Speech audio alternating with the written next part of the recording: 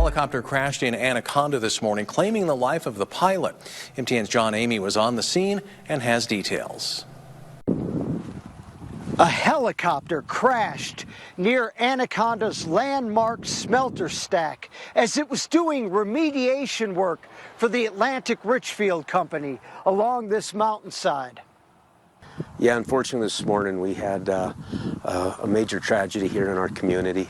The pilot of a Bell 206 helicopter, the one shown in this video taken earlier this week, was killed after his helicopter went down about 7:45 in the morning on April 26th in this hilly area just south of town. Officials say the male pilot was the only occupant in the helicopter.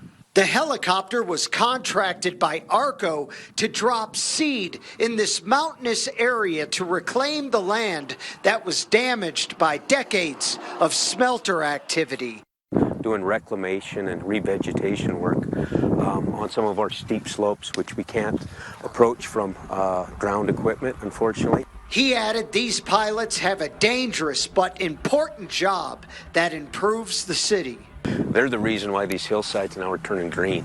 You know, give us another 2-3 weeks and these hillsides are going to look absolutely beautiful, and it's due to the work that these guys are doing, and we're very grateful for this. Many Anaconda residents are used to seeing the helicopter flying around throughout the day, and they're shocked to learn about the crash.